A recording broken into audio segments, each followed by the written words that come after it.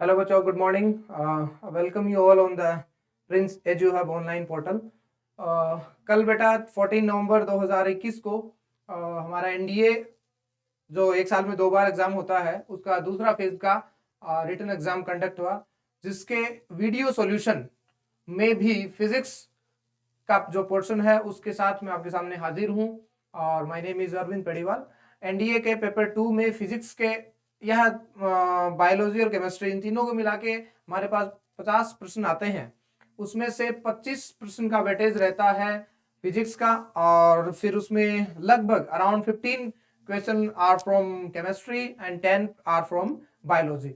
तो इन 50 क्वेश्चन के साथ फिजिक्स, केमिस्ट्री और बायोलॉजी कंप्लीट होती है। उसमें 25 प्रश्न फिजिक्स के रहते हैं, जिनका वेटेज 4 मार्क्स के हिसाब से हर एक क्वेश्चन के लिए 4 मार्क्स डिसाइड होता है। तो उन्हीं पहले 25-26 प्रश्न को हम देखेंगे, उसके बाद में हम केमिस्ट्री और बायोलॉजी को देखेंगे। तो 14 नवंबर 2021 फिजिक्स सॉल्यूशन आइए स्टार्ट करते हैं। तो हमारे सामने सबसे पहले और इसके साथ साथ हमने ये भी देखने की कोशिश करी है, एनालिसिस भी साथ में चलता रहेगा हमारा।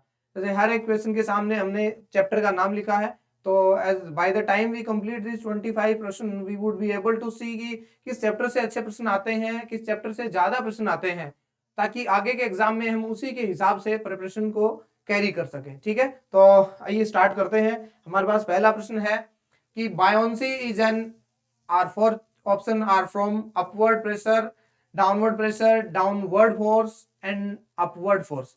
चैप्टर बेटा फोर्स और प्रेशर है। मैं आपकी जानकारी के लिए ये बता दूं कि एनडीए में जैसे आप चैप्टर पढ़ते हैं, अलग अलग चैप्टर पढ़ते हैं, उसके हिसाब से नहीं, रेदर देन हम जो एनडीए का सिलेबस है उसमें फोर्स एंड प्रेशर के नाम से हमारे पास एक चैप्टर होता है। इसमें हम फ्रिक्शन को भी इंक्लूड कर लेते हैं। तो फोर्स, फ्रिक्शन और प्रेशर ये एक चैप्टर है जिसमें हम फोर्स से जुड़ी हुई चीजें होते हैं, यानी लॉजिकली हम जो लिक्विड के अंदर फोर्स आते हैं उसको भी इसी के अंदर ऐड करते हैं। तो आइए ध्यान देते हैं, ये फोर्स और प्रेशर में लिक्विड के अंदर जो फोर्स होता है ना, वहां से उठाया गया प्रश्न है, और बिल्कुल डिटो एनसीईआरटी से लिया गया प्रश्न है। बेटा मैं फिर कहता हूं हर बार कि आप एनसीईआरटी पे फोकस रखें, तो हमारा जो कंटेंट है, जो सिलेबस है, प्लस एनसीईआरटी और जो नोट्स है उससे बाहर कुछ भी प्रश्न नहीं आया है, सारे इवन लैंग्वेज आर मैच्ड। तो बायोन्सी बेटा आप जानते हो, जब किसी लिक्विड के अंदर हम किसी ऑब्जेक्ट को ड्रॉप करते हैं, तो वो लिक्विड उसको क्या करता है, उसको वापस भेजने की प्रोसेस में रहता है, कहता है कि आप वापस जाइए। तो वो जो फोर्स नीचे तो लगता है बच्चा mg, और उसके ऊपर की ओर जो थ्रस्ट लगता है वो क्या होता है, उसी को हम क्या कहते हैं, बायोन्ट फोर्स कहते हैं, एंड दैट इज बायोन्सी। और साथ में हमारे जो बच्चे चाहते हैं कि हम जल्दी से आंसर की ही मैच करें, एक्सप्लेनेशन पे जिनका ध्यान नहीं है, वो सीधा जो व्हाइट कलर्ड में है वो आंसर है बेटा। तो आप सीधा क्या कर सकते हैं, आंसर करके वीडियो आगे देख सकते हैं। बाकी जिनको एक्सप्लेनेशन पे ध्यान देना है वो जरूर दे सकते हैं। तो थ्रस्ट जो है वो ऊपर की ओर रहेगा, बायोन्सी फोर्स जो है बेटा वो जो है वो हमेशा ऊपर की ओर लगता है। तो राइट आंसर वुड बी, अब ये ABCD जो कोड है उनमें अलग अलग हो सकता है, लेकिन आप प्रश्न अपना मैच कर ले। तो buoyancy is an upward force, right, हमेशा ऊपर की ओर लगेगा। एनीवेज नेक्स्ट सेकंड है बेटा, ये देखें बेटा, फोर्स और प्रेशर से फिर मैं इंक्लूड करूंगा इसी चैप्टर के अंदर, फोर्स और प्रेशर वाले चैप्टर के अंदर फिर से प्रश्न आया है, फोर्स एंड प्रेशर। ठीक है, देखो क्या है कि weight and mass of an object are defined with Newton's laws of motion, Which among the following is true? ये एनएलएम से सवाल है, एनएलएम के टाइम लास्ट में थ्योरी में करवाया जाता है, बहुत ही आसान है, हर एक बच्चा जानता होगा। क्या है बेटा, पहला कि weight is a constant of proportionality. नहीं, मतलब आप जगह बदलोगे, स्पेस बदलोगे तो ग्रेविटी बदल सकती है, इसलिए वेट भी बदल सकता है, क्योंकि हम जानते हैं weight is the force due to gravity. तो इसका नॉर्मली फॉर्मूला हम mg से लिखते हैं। तो बेटा g जो है वो जगह बदलने पे बदलता है, चांद पे जाओगे कुछ और हो जाएगा, धरती में पोल पे कुछ और हो जाएगा, इक्वेटर पे कुछ और हो जाएगा। ठीक है, तो इट डिपेंड्स, लिफ्ट में जाओगे तो कुछ और हो जाएगा। तो इट डिपेंड्स ऑन कि आप वेट कितना है आपका, आप एक लिफ्ट में जाओ आपका वेट कम और ज्यादा हो सकता है। दूसरा, यानी ये ऑप्शन गलत है। दूसरा बेटा, mass is a constant of proportionality. बिल्कुल, mass is the amount of substance that reside in your body, it can never be changed. ये चेंज नहीं हो सकती, चांद पे जाओगे तो वही मास रहेगा, 5 किलो तो 5 किलो, धरती पे भी वही, लिफ्ट में भी वही। ठीक है, तो सही ऑप्शन क्या होगा, मास इज नॉट, ये इसका उल्टा है बेटा तो गलत हो जाएगा। और weight is a universal constant, no, weight जगह बदलने पे बदलेगा। अगेन वेरी सिंपल प्रश्न, very simple question from force and pressure. ये सेक्शन जो हम करते हैं एनडीए में उससे आया हुआ सवाल है, बहुत आसान है। हर बार एक टीचर जो करता है वो शायद लिखवाता है ये बात, और हमारे लिखवाई हुई बातों में से ये बिल्कुल एज इट इज आया है। अगला देखें भाई, ये बेसिक फिजिक्स में मैं आप बोलूंगा, जब भी हम फंडामेंटल लॉज वगैरह फिजिक्स की छोटी छोटी बातें समझाते हैं वहां पे आता है इस चैप्टर, बहुत आसान। देखो बेटा क्वेश्चन क्या है कि basic fundamental laws of physics, fundamental laws of physics require. तो फिजिक्स के फंडामेंटल लॉज है ना, जैसे एनएलएम मान लो, किरचॉफ लॉज मान लो, ठीक है, और ओम्स लॉ मान लो, आप कुछ भी मान लो, ठीक है। हर प्रकार के चैप्टर में जो फिजिक्स के बेसिक लॉज आते हैं उनमें क्या क्या होता है उसमें बेटा, एक तो एनर्जी कंजर्व होती है, ये तो आप जानते हो, एनर्जी इज ऑलवेज कंजर्व। और आप कूलम लॉ के अंदर जाते हो 12th क्लास में तो वहां पे चार्ज कंजर्व होता है। और एक आप जानते हो F बराबर डीपी बाई डी होता है, ठीक है, F बराबर डीपी बाई डी, ये न्यूटन सेकंड लॉ होता है। इसमें बेटा F को तुम 0 पुट कर दो तो डीपी बाई डी बराबर क्या जाएगा, 0। और डीपी बाई डी बराबर 0 का मतलब क्या हुआ सर, किसी का डिफरेंशिएशन 0, और सर कांस्टेंट किसी का डिफरेंशिएशन 0 होता है, इसलिए मैं कह दूंगा P दैट इज मोमेंटम, ये क्या है, कंजर्व्ड है। तो हर एक केस में जहां जहां चीजें होती हैं वहां पे ये 3 लॉज हैं जो हमारे प्रश्न में दे रखे हैं लॉजिकली, इनों को क्या कहते हैं, कंजर्व। तो क्या होता है, कंजर्वेशन ऑफ एनर्जी, लेकिन नॉन कंजर्वेशन ऑफ चार्ज नहीं भाई, चार्ज हमेशा कंजर्व रहता है। Conservation of charge and non conservation of linear momentum no, और conservation of charge and non conservation of energy बिल्कुल गलत। तो बेटा तीनों का कंजर्वेशन है, एनर्जी, मोमेंटम एंड चार्ज। तो सही आंसर कौन सा होगा, D is gonna be the right answer, conservation of energy as well as momentum and बेटा चार्ज, ये तीनों चीजें कंजर्व होती हैं। मतलब इस लॉज, ये ऐसे लॉ हैं जहां ये तीनों बनाते हैं। इसको दूसरी भाषा में ऐसे समझ लेना कि क्या इन तीनों के कंजर्वेशन से जुड़ा हुआ कोई रूल है, बिल्कुल फिजिक्स में है, फंडामेंटल लॉज है। नेक्स्ट अगला बेटा, work is said to be 1 joule when, ये बहुत सारे बच्चों का गलत हुआ है, ये वर्क पावर एनर्जी। इस बार मैं आपकी जानकारी के लिए बता दूं, नॉर्मली जो हमारा वेटेज रहता है वो बेटा लाइट से ज्यादा रहता है, नॉर्मली जो वेटेज है वो लाइट से ज्यादा रहता है। हाँ, नॉर्मली जो वेटेज है वो लाइट वाले चैप्टर से ज्यादा रहता है, जो आज भी रहा है, आप देख लेना 9 क्वेश्चन आए हैं लाइट से 25 में से। वर्क पावर एनर्जी थोड़ा मिस होता रहता है, नॉर्मली करंट से ज्यादा प्रश्न आते हैं। इस बार करंट में आके वर्क एनर्जी पावर से ज्यादा प्रश्न आए हैं, 4 से 5 प्रश्न इस बार वर्क पावर एनर्जी से आए हैं। उसी में से एक सवाल बहुत ही आसान है कि work is said to be 1 joule, 1 joule work होना है। तो देखो आप जानते हो वर्क डन होता है बेटा फोर्स इंटू डिस्प्लेसमेंट, बोलो है कि नहीं, वेक्टर प्रोडक्ट होता है ना, डॉट प्रोडक्ट। तो बेटा 4 न्यूटन, अब देखो फोर्स कितना है, 4 न्यूटन। अब समस्या ये कि डिस्प्लेसमेंट जो है, अगर वर्क बेटा जूल में है, हाँ सर, तो मतलब कौन सी यूनिट है, एसआई यूनिट है, और एसआई यूनिट है तो ये भी एसआई होना चाहिए, ये भी एसआई, और ये एसआई में क्या होता है बच्चा, मीटर होता है। तो भैया यहाँ पे मीटर चाहिए, इसलिए 25 सेंटीमीटर नहीं है, तो बच्चों ने क्या कर दिया, 25 का 25 रख के देखा तो ये बोला कि यार ये तो 100 जूल आ रहा है, तो कि गलत आंसर है। तो बेटा 1 सेंटीमीटर वाला प्रश्न लोगों ने सही किया, क्योंकि 1 इंटू 1 बराबर 1, but it is in centimetre, बस यही प्रोसेस है। यूपीएससी एनडीए की मैं खास बात करूं तो फिजिक्स का लेवल बेटा नेवी एयरफोर्स से भी डाउन रहता है, but the way of asking the question is strongly out of the box. देखना ऐसे ऐसे प्रश्न आएंगे जिनके आंसर आप जानते थे और उसने किस प्रकार से पूछा है, वो बात बहुत मैटर करती है। 11 टाइप से एक प्रश्न पूछ लेता है, एक ही प्रश्न को 11 तरीके से पूछता है, आंसर सेम होता है। तो this is how UPSC ask you. तो ये देखो यहाँ पे बहुत सारे बच्चों से गलती करवाई है, वो गलती करवाने में विश्वास रखता है, आपको कॉन्सेप्ट के साथ नहीं छेड़छाड़ करवाएगा, वही कॉन्सेप्ट है, बट आपका कैलकुलेशन, आपकी सिंपल चीजों के साथ गलती करवाएगा। तो मुझे लग रहा है इस 25 सेंटीमीटर को 25 मीटर में बदलेंगे तो बेटा 25 को इससे डिवाइड करेंगे, 4 से 4 जाएगा तो आंसर कितना आएगा बेटा, 1 जूल आएगा कि नहीं आएगा।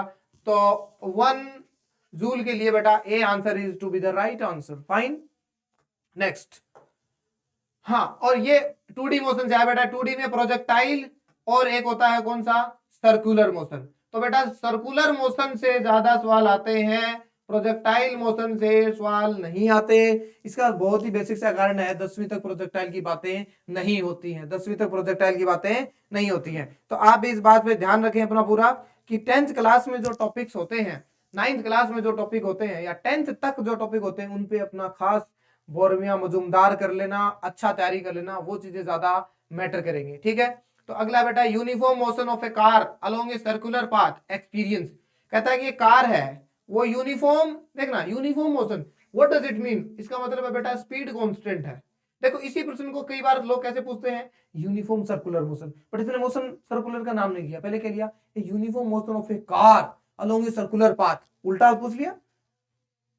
इसमें बेटा क्या होता है, इसकी स्पीड कांस्टेंट होती है, लेकिन हर पॉइंट पे रफ्तार जो है उसकी डायरेक्शन जो है गाड़ी के चलने की वो बोल बदलेगी कि नहीं बदलेगी? हाँ सर बार बार बदलेगी। और आप जानते हो बेटा कि वेलोसिटी जो होती है उसमें डायरेक्शन का बहुत बड़ा रोल होता है। अगर आपकी डायरेक्शन बदल गई तो वेलोसिटी बदल गई, चाहे मैग्नीट्यूड बदले या न बदले। तो पहला प्रश्न है बेटा कि चेंज इन स्पीड, स्पीड कहां चेंज हुई, यूनिफॉर्म मोशन, गलत, पहला ऑप्शन गलत। दूसरा, a change in velocity due to a change in its direction of motion, बिल्कुल सही बात है, इसकी डायरेक्शन बदलने की वजह से क्या बदली है, इसकी वेलोसिटी बदली है। क्या बदली है? वेलोसिटी बदली है, इसलिए इसको क्या करेंगे हम, क्या बोलेंगे बेटा, change in its direction of motion. Fine. अब देखो ध्यान से देखना, ए चेंज इन मोमेंटम, क्या मोमेंटम चेंज हुआ है? हाँ सर बिल्कुल हुआ, मोमेंटम भी change, due to no change in its direction of motion. ना भाई, अगर मान लो इसकी डायरेक्शन नहीं बदलती तो क्या मोमेंटम चेंज होता? नहीं होता, क्योंकि वेलोसिटी ऐसी रहती है इस समय। तो बताओ मोमेंटम चेंज नहीं होता, मोमेंटम चेंज नहीं होता तो मुझे जाहिर सी बात है, ये बात भी पता है कि मोमेंटम चेंज नहीं हो रहा है तो वेलोसिटी चेंज नहीं हो रही है, तो साला डायरेक्शन कैसे चेंज होगी, फिर नहीं हो सकती। इसलिए तीसरा ऑप्शन भी गलत है। अगर बेटा ये नो होके और सीधा आता change in its direction of motion तो बी और सी दोनों सी होते, गड़बड़ हो जाती। लेकिन यूपीएससी ये ध्यान रखती है ए कांस्टेंट, और किसी ने जल्दीबाजी में नो चेंज को, अगर नो को ध्यान नहीं दिया तो वो सी भी करके आ सकता है। ठीक है, a constant momentum due to a change in its direction of motion. तो कांस्टेंट मोमेंटम थोड़ी है बेटा, ये तो बार बार बदला है, तो मोमेंटम बदला कि नहीं बदला? हाँ सर बिल्कुल बदला। तो सही आंसर क्या होगा बेटा? B is the right answer. Fine fine. Next आगे बढ़े। हाँ, 3 इक्वल रजिस्टर्स, ये करंट इलेक्ट्रिसिटी से वाहिद एक सिंपल सा प्रश्न आया है और मुझे इल्म है, भरोसा है कि शायद लगभग हर बच्चे का सही हुआ होगा। करंट इलेक्ट्रिसिटी से ये प्रश्न आया बेटा। ठीक है, तो देखो 3 इक्वल रजिस्टर्स, 3 इक्वल रजिस्टर्स है बेटा, आर कनेक्टेड इन पैरेलल। तो पहले कर लो, 3 इक्वल रजिस्टर है बेटा, ऐसे पैरेलल उनको क्या कर लेते हैं, उनको पैरेलली हम मान लेते हैं एक कंबाइन कर रखा है और यहां से इनकी इक्विवेलेंसी निकालनी है। तो आप जाहिर सी बात है जानते हो, अगर रजिस्टर सारे बराबर होते हैं तो आर इक्विवेलेंट कितना होता है बेटा? R by number of resistors, number of resistors. तो बेटा आर बाय 3 हो जाएगा कि नहीं हो जाएगा? अब बताओ आर क्या था सर? आर एक इंडिविजुअल रजिस्टर नहीं था क्या? हाँ सर बिल्कुल। तो बेटा आर इंडिविजुअल था, उसका 1/3 नहीं हो गया क्या? तो क्या ऑप्शन हो गया बेटा? 1/3 of the individual resistors. Very simple, I don't think anybody has done it wrong. Fine, ठीक। नेक्स्ट 7 नंबर, ये अच्छा प्रश्न है बेटा, मैग्नेटिज्म के कैटेगरी में इसको हम रखेंगे। मैग्नेट करंट, इलेक्ट्रिक करंट का जो मैग्नेटिक इफेक्ट है उससे आया हुआ प्रश्न है। ठीक है, बहुत ही आसान प्रश्न है। ऐसा प्रश्न नॉर्मली वो पूछता, डायरेक्शन से वो जरूर पूछता। इस बार एनडीए का पैटर्न मैं बताता हूँ क्या था, 1-2 पैटर्न था। कौन सा था? 1-2 पैटर्न था। 1-2 पैटर्न क्या होता है सर? 1-2 पैटर्न होता है बेटा, आंसर तो तुम्हें एक निकालना है लेकिन उसमें देख लो क्रॉस वेरीफाई करने के लिए 2 ऑप्शन मिलेंगे, जैसे इस प्रश्न में मिलेंगे। ठीक है, कई प्रश्न आए हैं, 5-6 प्रश्न ऐसे आए हैं जिनमें पिछली बार के पैटर्न से, पिछली बार में तो सीधा था, कौन सी चीज ज्यादा मुड़ती है? Red colour, violet colour. इस बार उसका साथ में कारण भी पूछ लिया था, मैं बताऊंगा। एक ये प्रश्न ऐसा है जिसमें 2 प्रश्न पूछे। देखो, imagine A current carrying straight conductor, A current carrying straight conductor with magnetic field of lines in anti clockwise direction. अब देखो एंटी क्लॉकवाइज डायरेक्शन में बताता हूं, ये मान लेते हैं ऐसे magnetic field lines, anti clockwise का मतलब ये हो गया बेटा। हाँ सर, और मान लेते हैं ये क्रॉस के हिसाब से वायर रखा, जैसे ये मार्कर है ना, ये जो पेन है ये क्या करते हैं, ऐसे रख दिया। तो कह रहा है कि बताओ ऐसे मैग्नेटिक लाइंस आ रही हैं तो इसके अंदर आपको क्या बताना है? डायरेक्शन ऑफ करंट बतानी है। ओहो,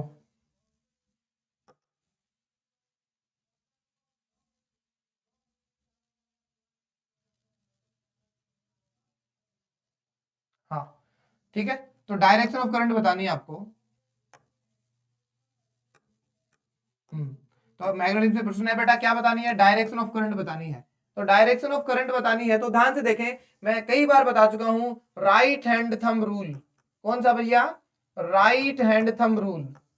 ये रूल जो है इसकी वजह से क्या होता है, डायरेक्शन निकलती है। तो देखो right hand thumb rule, left hand, तो ये गलत हो गया, और ये भी लेफ्ट हैंड थंब रूल वाला भी क्या हो गया, गलत हो गया। अब राइट हैंड थंब रूल है तो बेटा ध्यान से देख, ये एंटी क्लॉकवाइज डायरेक्शन है, तो देखो ऐसे करो, घुमाओ ऐसे, तो अंगूठा बाहर की ओर आ रहा है, इसका मतलब ये वायर है ना, इसमें करंट क्या है, अपवर्ड है, बाहर की ओर है। तो पहला है it would be in the downward, नहीं सर अभी तो देखा है अपवर्ड होगी, तो would be in upward direction, तो hence C is the right answer, hence C is the right answer. Fine, ठीक है, मूविंग ऑन।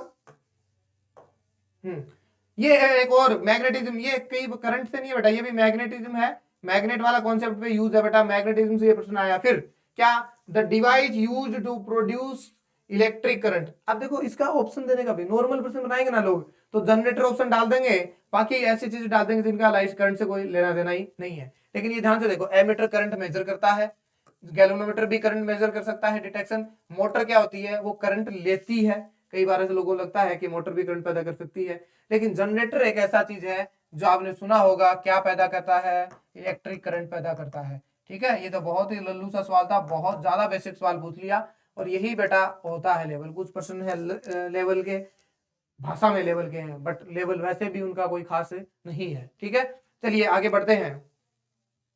हाँ, मायोपिया इज अ डिफेक्ट। अब देखो बेटा, ये लाइट से आया है, लाइट वाले चैप्टर से आया है, ह्यूमन आई नाम वाले ब्लॉक से इसको पूछा है, लाइट वाले से। अब आप जानते हो मायोपिया और हाइपरमेट्रोपिया, तो दोनों चीजों के बारे में मैंने बहुत अच्छे से आपको बताया है।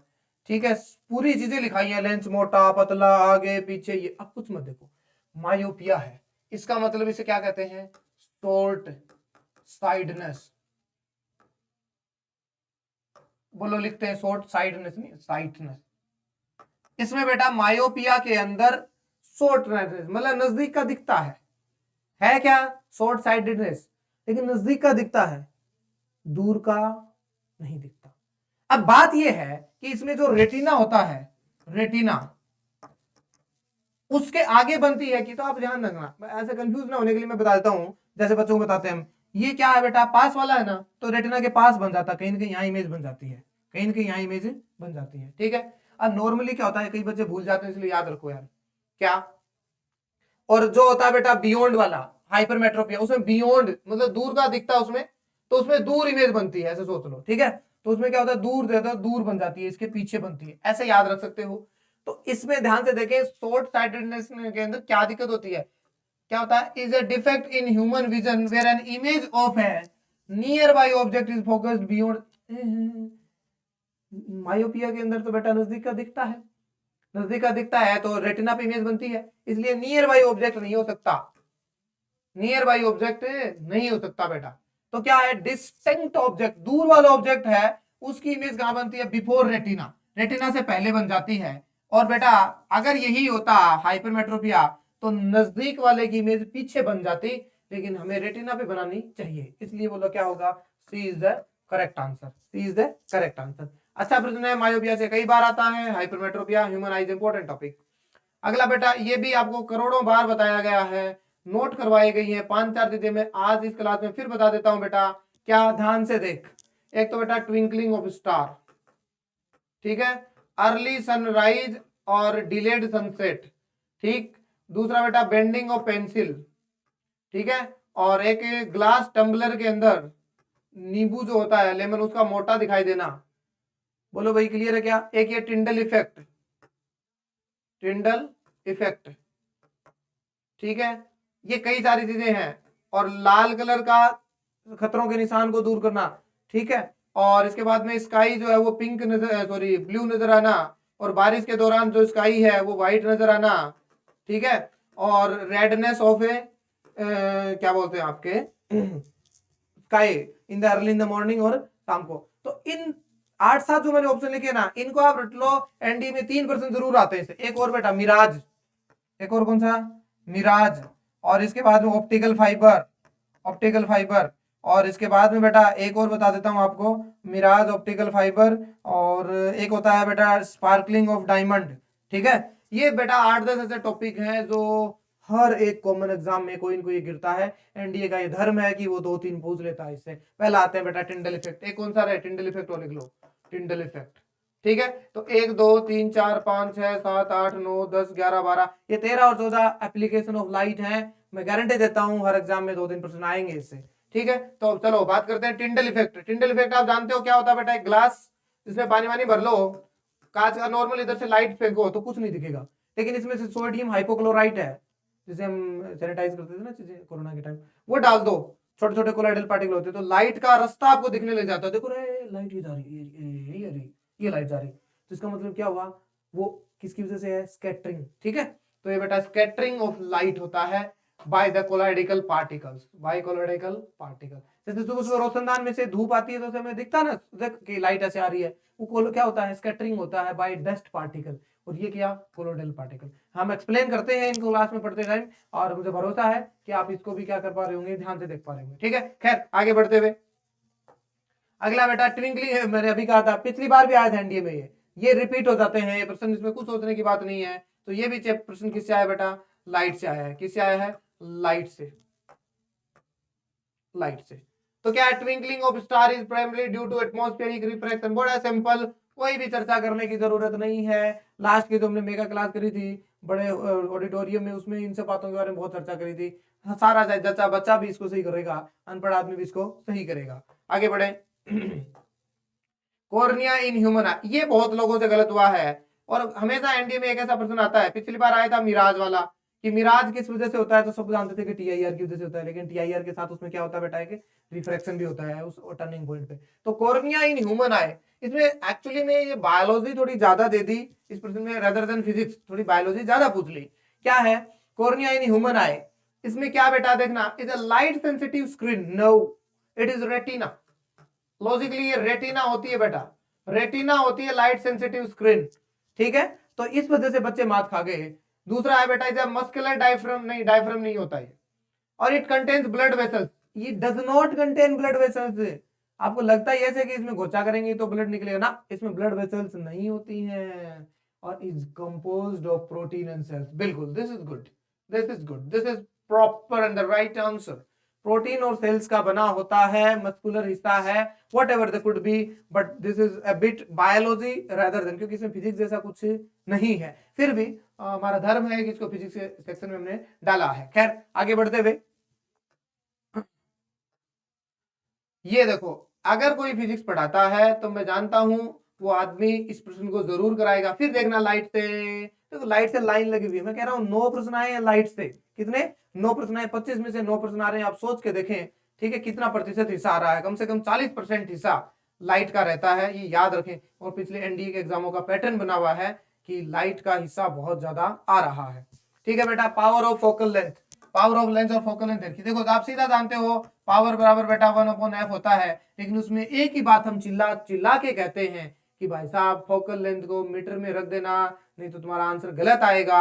अगर किसी ने नहीं मानी होगी बात तो आज फिर गलत हो रहा होगा, और ये बात जब ये प्रश्न जब करता है ना तो बच्चा उसके याद आती है अगर सुनता है तो बेटा याद रख, तो ये बेटा 25 सेंटीमीटर है, इसको मीटर में बदलेंगे तो बाई 100 करेंगे तो ऊपर आ जाएगा, तो 25 को 4 से डिवाइड करेंगे तो बोला 4 आया कि नहीं आया। अब 4 में बेटा +4 लिखेंगे हम डी। सर आपको कैसे पता चला? बेटा सब में प्लस प्लस है, तो मुझे सोचने की कोई जरूरत नहीं है। अगर ये लेंस होता कौन सा, कॉन्वेक्स, तो प्लस होती क्योंकि उसकी फोकल लेंथ प्लस होती है, और अगर ये कॉनकेव होता तो बेटा would it be negative. Fine, तो 4D is the right answer. ठीक है, चलो आगे बढ़ते हुए, अगला फिर लाइट से आया है, एक बार फिर लाइट की लाइन लगी हुई है। सर क्या करें, करना क्या है? लाइट। ठीक है, अब देखो इसको, स्पेरिकल मिरर फॉर्मूला है, और ये एकमात्र one of the best example we can ever seen that, हम हमेशा देख सकते हैं कि एक एग्जांपल है बेटा जिसको नॉर्मली पूछने का तरीका पता क्या है? हम लोग कैसे पूछते हैं, बाकी लोगों से पता करोगे तो कैसे पूछेगा कि भाई साहब focal length of plane mirror कितनी होती है, ये पूछ लेगा आपसे। प्लेन मिरर की फोकल लेंथ कितनी होती है ये पूछ लेगा। अब ये पूछ लेगा तो ये कितनी होती है, इनफाइनाइट सब लोग कहते हैं। इसको इसने दूसरे तरीके से पूछा है, देखो कैसे, see the level, this is UPSC, ये यूपीएससी का लेवल है। बात को घुमा फिरा के पूछने के लिए अगर कोई बना है तो वो यूपीएससी बना है, बस और कुछ नहीं, यही प्रोसेस। अब जैसे फिजिक्स आती है ना उनको आसान लगता है, जो लोग हिस्ट्री जियोग्राफी पढ़ाते हैं ना उनको उनके घुमाए प्रश्न आराम से आ जाते हैं, और हमें लोगों के लिए टफ हो जाते हैं। Same thing happens in everywhere. Spherical mirror formula relating an object distance u और image distance v and focal length क्या बेटा, mirror F may be applied to a plane mirror. ध्यान से देखना, 1/f बराबर 1/u प्लस 1/v, ये जानते हैं सब लोग? हाँ सर बिल्कुल जानते हैं। अब आप जानते हो प्लेन मिरर में क्या होता है बेटा, ये प्लेन मिरर है और इसके आगे एक ऑब्जेक्ट अगर 10 मीटर दूर पर है तो बेटा इमेज भी कहां बनेगी, 10 मीटर दूर ही बनेगी कि नहीं बनेगी। अब साइन कन्वेंशन की बात करता हूं तो बेटा इधर वाली लाइन अगर नेगेटिव होती है तो इधर वाली को क्या लेते हैं, पॉजिटिव। मतलब u और v की लेंथ तो क्या होती है, ये u है और ये v है, ये बराबर होती है, लेकिन बेटा साइन का चक्कर होता है कि नहीं होता। तो एक्चुअली में प्लेन मिरर के लिए, किसके लिए बेटा, प्लेन मिरर के लिए मिरर फॉर्मूला क्या बनता है, u माइनस v बनता है। Can we prove it by using any of the option? क्या, indeed we can do it, right.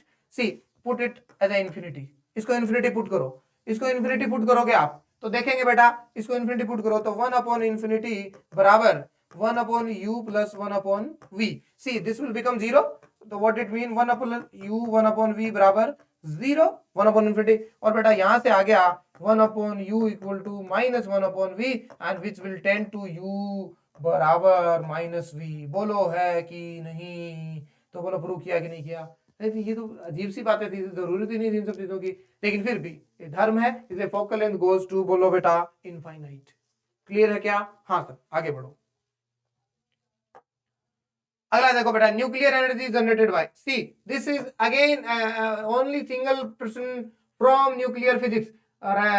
Usually NDA nuclear physics पे इतना फोकस करता नहीं है, बहुत ही रेयर। न्यूक्लियर फिजिक्स और rigid body dynamics, moment of inertia वाला तो चैप्टर ना, वहां पे एनडीए अपना ध्यान केंद्रित नहीं करता है। कारण ये 10वीं तक ये चैप्टर्स इतने नहीं होते हैं बेटा, सीधी सी बात है। लेकिन फिर भी ये केमिस्ट्री से जोड़ सकते हो, फिजिक्स से, फिर भी we are following and we are taking it in the bracket of physics. तो बेटा न्यूक्लियर एनर्जी है वो जनरेटेड बाय, ध्यान से देखना, एक तो होता है न्यूक्लियर फिजन, क्या होता है, न्यूक्लियर फिजन, और एक होता है बेटा फ्यूजन। दो प्रोसेस होती है। अब फिजन के अंदर क्या होता है, फिजन के अंदर होता है बेटा एक बड़ा न्यूक्लियस है, अनस्टेबिलिटी की वजह से दो छोटे छोटे में टूट जाता है, और इसमें दो छोटे छोटे अनस्टेबिलिटी की वजह से क्या बनते हैं, बड़े बनते हैं। क्लियर है क्या? देख लो इससे क्या प्रश्न बन सकते हैं, बताता हूं। ये बेटा जो एटम बम होता है वो बेटा फ्यूजन फिजन पे काम करता है, और बेटा जो हाइड्रोजन बम है, ठीक है, बम, वो किस पे होता है, फ्यूजन पे। और बेटा जो सूरज और तारे हैं, सन और स्टार्स हैं, उनके ऊपर कौन सी रिएक्शन चलती रहती है, वो न्यूक्लियर रिएक्शन चलती रहती है, दैट इज बेटा फ्यूजन। ये बेटा हाई टेम्परेचर और हाई प्रेशर इसके ऊपर पॉसिबल होती है, ये नॉर्मल टेम्परेचर पे पॉसिबल हो जाती है, ठीक है, एसटीपी, नॉर्मल सिंपल टेम्परेचर और प्रेशर पे। इससे भी एनर्जी मिलती है, इससे भी एनर्जी मिलती है, इससे धुआंधार एनर्जी मिलती है, खतरनाक मिलती है। लेकिन प्रश्न क्या है, nuclear energy generated by nuclear fission. हाँ भाई, न्यूक्लियर फिजन, हाँ, फ्यूजन, फ्यूजन, चारों सही है। लेकिन मैंने कहा था ना, इस बार 1-2 वे प्रश्न रहा है, एक प्रश्न में 2 प्रश्न पूछे हैं उसने। तो बेटा आगे देखेंगे, and its expression was proposed by Einstein. You would ever see E equal to mc square, do you now? हाँ सर, हम जानते हैं E equal to mc square, वहां एनर्जी है। तो यही तो बेटा, ये मास जो होता है वो क्या होता है, मास डिफेक्ट होता है। क्या होता है, मास डिफेक्ट होता है। एक रिएक्शन में रिएक्टेंट से प्रोडक्ट जो बनता है, थोड़ा सा मास का लॉस होता है। ये न्यूक्लियर रिएक्शन में होता है, केमिकल रिएक्शन में नहीं होता। तो न्यूक्लियर रिएक्शन की खास बात है कि मास का थोड़ा नुकसान होता है, वो नुकसान हुआ मास एनर्जी में कन्वर्ट हो जाता है। ये बात आइंस्टाइन ने बताई थी E equal to mc square वाले फॉर्मूले से। तो nuclear energy generated by nuclear fission, हाँ भाई बिल्कुल, expression was proposed by Einstein, एकदम सही। ये रदरफोर्ड द्वारा नहीं बताएगा, ये बोहर, इनका कोई लॉजिक नहीं है। तो सही answer gonna be the which one sir, this is nuclear fission, fine. ठीक है, आगे बढ़े। देखो बेटा, रिवर्बरेशन इज अ फिनोमेना, बहुत बार बताया गया है, और ये बात मोटे मोटे अक्षरों में लिखवाई गई है साउंड वाले चैप्टर से। एक बेहतरीन बेहतर अच्छी बात ये कि पिछले साल भी पूछा था यही प्रश्न, ठीक है, ऐसा ही कुछ प्रश्न था, इट इज कुछ ज्यादा खास नहीं था, ठीक है। तो देखो उसमें रिवर्बरेशन की बोला था कि रिफ्लेक्टिंग साउंड। प्रश्न क्या है, पिछली बार एनडीए ने ये बोला था कि ये क्या होता है, तो आंसर क्या था बेटा, रिवर्बरेशन। इस बार रिवर्बरेशन क्या होता है ये पूछ लिया उल्टा। समझ रहे हो क्या आप? एक प्रश्न को पूछने के लाखों तरीके हैं, नहीं सर 11 तरीके हैं। तो बेटा रिवर्बरेशन का, जैसे मैं किसी हॉल में बैठा हूं तो बोलता हूं हेलो, तो पीछे आवाज आती है hello hello hello hello hello, this is reverberation. अच्छा अभी बोल देते हैं हेलो, तो थोड़ी देर आवाज आती है हेलो, ये क्या है, एको। तो सर ये बेटा बार बार एको आ रहा है। मतलब एक बार मैंने वैसे बोला, देखो हेलो, तो मुझे आवाज सुनी ना हेलो, वो वापस दीवारों से टकरा के एक नई आवाज बनी, उसका और एक और आया हेलो, फिर उसका एक और हेलो, ऐसे धीरे धीरे ग्रेजुअली घटता जाए hello hello hello hello, this is reverberation. इसलिए देखना बड़े बड़े जो हॉल होते हैं ना, कंसर्ट होते हैं, ये एनडी ने कई बार पूछा है क्या कारण है कि बड़े बड़े हॉल्स होते हैं उनकी जो छत होती है वो कर्व्ड होती है, क्यों? क्योंकि इसी जैसे होली बोलोगे हाँ भाई साहब तो पीछे आ जाएगी हाँ भाई साहब हाँ भाई साहब हाँ भाई साहब हाँ भाई साहब, ये कम करने के लिए होती है, समझ रहे हो? इस चीज को कम करने के लिए क्या होते हैं, बहुत ही बड़े बड़े हॉल की जो छत है वो कर्व्ड बना दी जाती है, जिससे रिवोल्यूशन घट जाता है। इस एग्जांपल है, बहुत अच्छा है, पढ़ के देखना कभी 9th क्लास के एनसीईआरटी में, बहुत शानदार तरीके से लिखा है बेटा। तो सही आंसर क्या होगा? Multiple reflection. जो लोग पढ़ते हैं ना नॉर्मली वो इस चीज को इग्नोर करते हैं, उनको पता ही नहीं होता है कि ये वाली चीज भी वो पूछ सकता है क्या। याद रखिए बहुत इंपॉर्टेंट है एग्जाम के दृष्टिकोण से। खैर आगे बढ़ रहे हैं। फिर बेटा साउंड से आया है, ये पता नहीं यूपीएससी को कोई बहुत ज्यादा मन है या फेमस है, पता नहीं, बार बार ये प्रश्न बार बार पूछता है कि sound can not travel in vacuum. भाई क्या मतलब है, बहुत आसान हो गया, लेकिन फिर भी अपना आया है sound can travel in vacuum. भाई झूठ बोलते हो, साउंड बेटा वैक्यूम में ट्रेवल, मान लो बीच में तुम कर दो क्या बोलते हैं वैक्यूम क्रिएट कर दो, बोलेगा ऐसे सुनाई देगा, होठ लेंगे बस और कुछ सुनाई नहीं देगा। साउंड को ट्रेवल करने के लिए बेटा मीडियम चाहिए, मीडियम मीडियम। तो भैया sound can not travel, sound can travel, ये भी गलत हो गया, कैन नॉट ट्रेवल, हाँ sound can not travel in vacuum और sound can not travel in vacuum, ये बात सच है। फिर कह रहा हूं 1 2 ए प्रश्न आए हैं, एक प्रश्न में दो चीजें पूछी हैं, तो क्या बेटा it is a longitudinal wave, it is a transverse wave, और इन एयर लिखा है क्योंकि जब कोई और मीडियम होता है ना तो कई बार हो सकती है थोड़ी सी गड़बड़ हो जाती है बेटा, हजार बार लाखों करोड़ों बार कहा है sound is a longitudinal wave, sound is a longitudinal wave. Fine, समझ में आया? ठीक है, नोट कर ले, B is the right answer. अगला भाई ए टेनिस बॉल, ये 1D से आया बेटा। Normally 1D is being ignored by NDA in these days, but right now it has asked your question is very simple 1D, और ये भी कौन सा? Under gravity, motion under gravity. क्या बेटा tennis ball is thrown in the vertically upward direction, ऊपर की ओर फेंका टेनिस बॉल, तो मान लेते हैं ये धरातल है, क्या है ये? धरातल है, क्या है? धरातल, धरती है। यहां से बॉल को फेंका डिस्कॉम, यू पता नहीं, लेकिन ये बेटा मैक्सिमम हाइट तक जाती है, ये हाइट मान लो, फिर लौट के आ जाती है डिस्कॉम, तो यहाँ मैक्सिमम हाइट पे वी कितना, कुछ बच्चे इसका फॉर्मूला याद रखते हैं, बोला एच मैक्स में जानता हूं ना यार, यू स्क्वायर बाय जी। अरे भाई इतना आप क्यों कर रहे हो, आप कॉन्सेप्ट पे रहोगे ना, फॉर्मूला याद नहीं रहता, मुझे याद नहीं रहता, ये मैंने तो किसी का देखा तो मेरे को फॉर्मूला भी है क्या, मैं सिंपल मैं जानता हूं कि यहाँ 5 चीज होती है, क्या? You V S T A, बोलो होती है कि नहीं होती? इन 5 में से कोई 3 चीज मुझे दे देना तो मैं इक्वेशन ऑफ मोशन लगा के मेरा सारा सब कुछ निकाल लूंगा, जो मर्जी वो पूछ, तेरी मर्जी। तो सर यू, यहाँ पे वी 0, और बेटा हाइट मैक्स दे दी कितनी? 20 मीटर, और बेटा एक्सेलरेशन मैं जानता हूँ, बॉडी स्टार्टिंग में ऊपर फेंकी, उस समय एक्सेलरेशन का था नीचे, तो बस स्टार्टिंग में याद रखना -d यानी -10। अब कौन सी फॉर्मूला है, और चाहिए क्या? यू चाहिए। अब बताओ यू वी एक्सेलरेशन और एच, ये कौन से इक्वेशन में होते हैं? तीसरे इक्वेशन में होते हैं, तो सर सीधा लगा देंगे v square equal to u square plus 2GS, बोलो लगा 2AS, और बेटा वी स्क्वायर तो 0 और यू सर निकालनी है प्लस 2, जी की वैल्यू बेटा -10 और एस की वैल्यू कितनी है बेटा 20। क्लियर है क्या? तो यू स्क्वायर बराबर कितना आ गया बेटा 2 टू द 4 400, तो बेटा यू बराबर कितना आ गया 20 मीटर पर सेकंड। कई लड़कों ने यहाँ 9.8 लिख के अपनी जान ली है, उस लड़कों ने 9.8 लिखी, अप्रोक्सीमेशन में 16 मीटर पर सेकंड आंसर निकाल के रखा है कुछ लोगों ने। ऐसा क्राइम मत करें, जब तक नहीं बोले ना तो आप जी की वैल्यू 10 मीटर पर सेकंड ले, कहीं कोई घाटा नहीं है, nobody can stop you. Fine, so the right answer gonna be the D. अगला ये बेटा वर्क पावर एनर्जी से फिर आया है, वर्क पावर एनर्जी से फिर एक प्रश्न आया है, बहुत ही आसान सा प्रश्न आया है, तो लेकिन फिर कह रहा हूं इसने फिर तेरी यूएनडी चेक कर ली बेटा, ठीक है? क्या है? एन ऑब्जेक्ट ऑफ मास 2000 ग्राम। अरे बच्चे might, I would say must have done this mistake, उन्होंने 2000 ले लिया। भाई काइनेटिक एनर्जी कितनी दी है सर? दी है वो 100 जूल, और काइनेटिक एनर्जी का फॉर्मूला क्या होता है? Half mv square. देखो क्या सिंपल प्रश्न पूछा है, लेकिन यहाँ गलती करवाई है, तो बेटा हाफ बताओ 2 kg नहीं होगा क्या 2000 ग्राम को, और बेटा वी स्क्वायर निकालना है। ठीक है सर, बहुत अच्छे।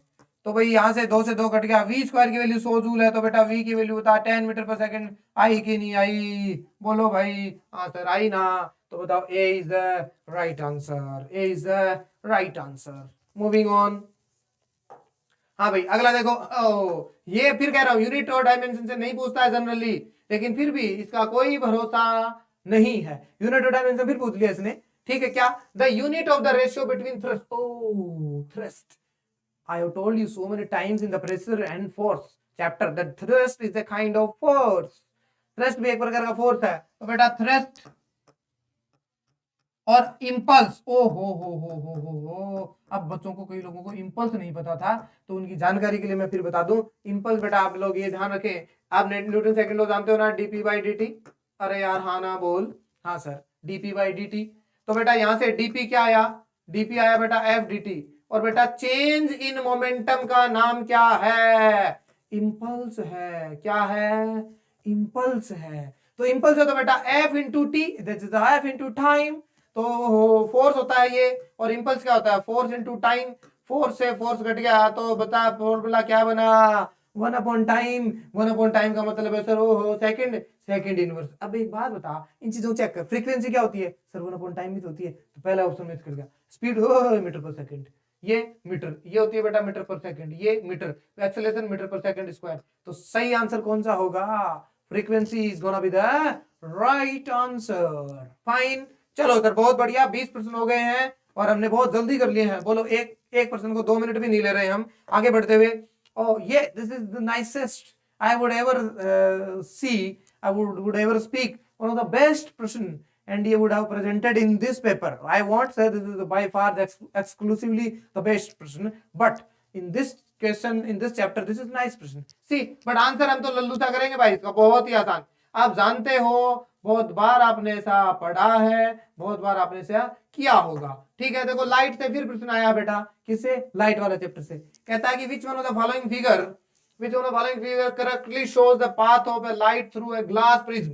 कहता है ग्लास प्रिज्म से एक प्रोसेस में कौन सी फिगर दी है? देखो ध्यान से देखना, देखो दो इसमें क्या है? प्रिज्म में दो सरफेस है। तो बेटा प्रिज्म के जैसे ही लाइट यहाँ लो भाई, तो यहाँ पे बोलो इस सरफेस पे क्या होगा? इसका रिफ्लेक्शन। उसके लिए तुम्हें नॉर्मल बनाना पड़ेगा, तो इसके ऊपर नॉर्मल हो इस सरफेस पे। तो बेटा इस सरफेस पे नॉर्मल क्या बनेगा? ये बनेगा। बोल बना कि नहीं बना? हाँ सर बना, ये नॉर्मल बनेगा। तो बेटा इसका ओरिजिनल पाथ ये था, तो ले थोड़ी सी डेविएट हो जाएगी। हाँ सर डेविएट होगी। तो तू ध्यान से देख बेटा, ये तो गलत हो गया प्रश्न। क्यों? क्योंकि इसमें डेविएट नहीं हुई। क्या भाई? क्योंकि इसमें डेविएट नहीं हुई, यहाँ पे डेविएशन नहीं किया। ओके, यहाँ भी डेविएशन नहीं हुआ, तो ये भी गलत हो गया। हाँ सर, यहाँ बिल्कुल, यहाँ डेविएशन सही हुआ है, और इतना डेविएशन तो इसमें भी हुआ है। बहुत बढ़िया सर। तीसरा प्रश्न देखो, जब जैसे ही लाइट गिरी यहाँ आ गई, कहाँ आ गई? यहाँ आ गई। यहाँ आने के बाद में फिर बेटा एक नॉर्मल बनेगा, डिस्क्योम। बोलो बना कि नहीं बना? तो बेटा ये फिर थोड़ा सा अपने पास से नीचे की ओर डेविएट हो जाएगी, लेकिन देखना यहाँ पे सीधी आके इस वाले पे क्या नहीं हुई? डेविएट नहीं हुई। बोलो नहीं हुई ना? इसका मतलब यहाँ डेविएट हुई ना, तो देखो इसका एक ये पाथ था, नीचे चली गई, एक ये पाथ था, इधर नीचे चली गई, तो दोनों जगह डेविएशन हुआ, इसलिए A is gonna be the right answer. सही है, ए बेटा क्या होगा? सही आंसर होगा। बहुत बढ़िया सर। अगला देखें, ये अगेन लाइट से फिर कह रहा हूं 1-2 वे प्रश्न आ गया बेटा। ठीक है, एक ही तीर से दो निशान बना रहा है, दो प्रश्न पूछ रहा है। लाइट से फिर एक प्रश्न आया है, क्या आया बेटा? When a light beam falls on a triangular prism, see let me tell you one more thing. मैं कुछ आपकी जानकारी के लिए पहले बता देता हूं। ये बेटा मान लेते हैं प्रिज्म है, दिखाई तो दे रहा ना, फ्रेम में तो है ना? हाँ है भाई। देखो ये ग्लास प्रिज्म है, यहाँ व्हाइट लाइट आती है, मैंने ग्रीन ले ली है, let me take this is white. हाँ, तो ये प्रिज्म है बेटा, इसमें व्हाइट लाइट आती है। तो व्हाइट लाइट आती है तो ध्यान से देखना, इधर जब लास्ट में जो फैलती है उसमें बेटा सबसे जो होती है लास्ट में वो वॉयलेट होती है, और फिर कौन सी होती है? रेड। तो ध्यान से देखना सबसे कम कौन सी मुड़ती है? रेड। और मैं बताता हूं यहाँ पे n इनवर्सली प्रोपोर्शनल टू 1/λ, इस वजह से सारी चीज होती है। बोलो है कि नहीं है? जिसका लैम्बडा ज्यादा होता है उसका रिफ्रैक्टिव इंडेक्स उतना ही कम होता है। अब ध्यान से देखो, आप जानते हो एन आर सबसे बड़ा होता है एन वॉयलेट से, तो बेटा जो गलत कर दिया, लैम्बडा आर बड़ा होता है किससे? लैम्बडा वी से। बोलो होता कि नहीं होता? तो बेटा इसका उल्टा कर दो, एन वॉयलेट बड़ा होगा एन रेड से। अब प्रश्न सुनो, रेड लाइट बेन्स द मोस्ट, गलत, रेड लाइट सबसे कम होती है। रेड लाइट बेन्स तो 2% तो गलत। अब बच्चे ये कौन से? अब यहां से बच्चे कंफ्यूज हो गए, वॉयलेट लाइट बेन्स द मोस्ट, वॉयलेट लाइट बेन्स द मोस्ट, तो मोस्ट सबसे दे, तो ये प्रश्न सही हो सकता है, ये भी हो सकता है। अब दूसरा ऑप्शन चेक करो, क्या? Refractive index. क्या बेटा? Refractive index of glass prism for violet is the greatest. बिल्कुल सही बात है। इसको मैं अब घुमा के, हमारे जो टेस्ट लेंगे ना एनडीए में, प्रिंस एनडीए में, उसमें हम क्या पूछेंगे देखना, when light bends the most as the wavelength of of violet color in glass is the maximum। मैं ऐसे बदल दूंगा फॉर्मूले, समझ रहे होगा मेरी बात। तो बेटा इसका एक और छोटा भाई क्या बनेगा, इसकी जगह अगर क्या दे दे, वेवलेंथ दे दे, क्या दे दे, वेवलेंथ दे दे, और ठीक है of violet colour is the greatest, तो गड़बड़ हो जाएगी।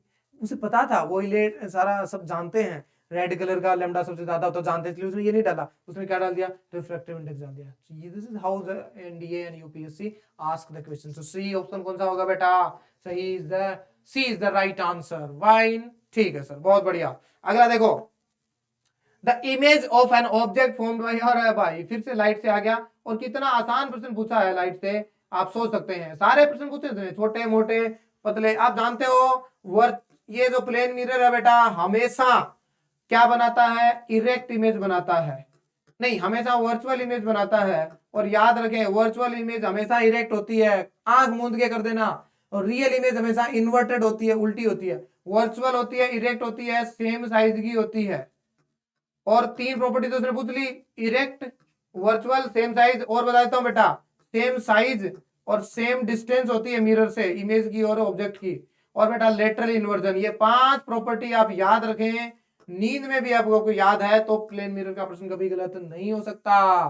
तो सही आंसर कौन सा होगा, बी इज द सही आंसर। ठीक है, ठीक है। अगला देख, हो फोर्स और प्रेशर से नहीं, आई वुड से ये फोर्स और प्रेशर से नहीं है बेटा, ये गलत करो इसको। ठीक है, ये वर्क पावर एनर्जी से ही है।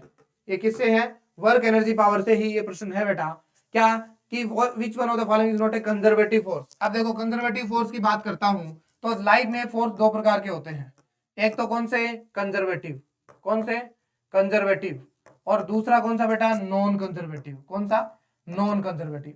भविष्य के बातों के लिए याद रखें। अब आंसर जो है वो है, कंजर्वेटिव वो होते हैं बेटा जिनका वर्क डन एक जगह से दूसरी जगह पे लेके जाएं तो रास्ते पे डिपेंड नहीं करता है।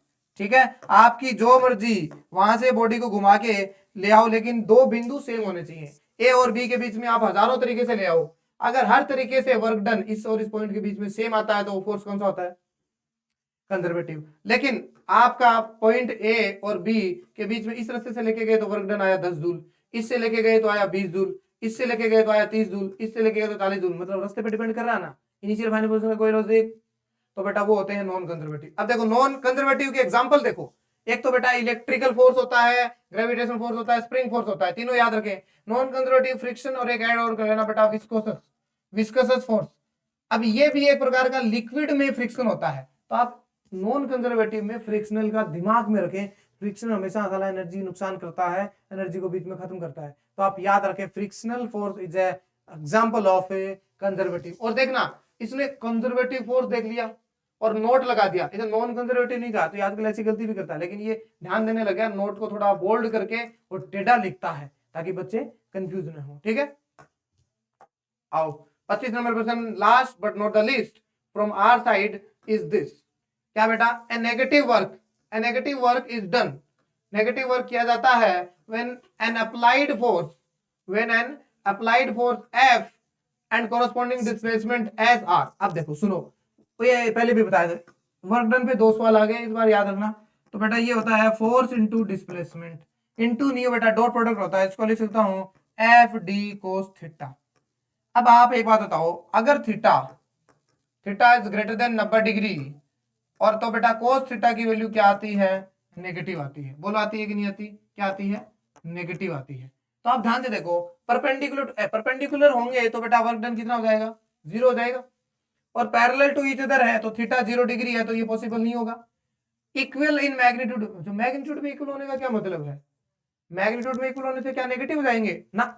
तो anti parallel to each other है, तो ध्यान से देखना वर्क इधर है और डिस्प्लेसमेंट इधर है, तो दोनों के एंगल कितना बेटा 180 हो गया। तो cos 180 की वैल्यू कितनी, -1। तो बोलो आंसर सी आएगा नहीं आएगा, ठीक है। तो C is the right answer. ठीक है, तो बेटा these are the 25% from physics. So I hope it would have been done a great impact. और बहुत आसान पेपर था, मैं फिर कह रहा हूं। अब देखो आपको मैं थोड़ा सा लिए चलता हूं, कितने परसेंट किस किस चैप्टर से आए हैं वो आप ध्यान रखें। तो आइए इसको अब हम थोड़ा सा क्या करते हैं, समराइज करने की कोशिश करते हैं। तो मैं आपको बता देता हूं, मुझे यहाँ से याद आ जाएगा, यहाँ से ये वाला प्रश्न है। ठीक है, तो इसमें मैं आपको बता रहा हूं, ये वाला चैप्टर है बायोन्सी वाला। तो देखो पहले लिख लेते हैं क्या क्या बेटा। ओहो,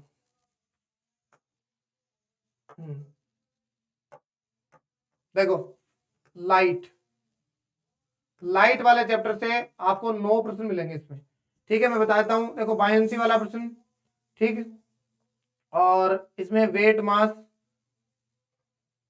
अच्छा ये हटेगा नहीं क्या, चलो कोई नहीं, एक काम करते हैं, हम सबके काउंट करते हैं, अलग अलग लिख लेंगे। ठीक है, तो इसको मिटा देते हैं, इसको मिटा देते हैं। तो देखो बाय फोर्स वाले से आते हैं, एक फोर्स, पहले फोर्स वाले गिनते हैं, दो, दो, नाम लिखे हुए ना, हाँ साथ में चलते रहते हैं, काउंट कर लेते हैं।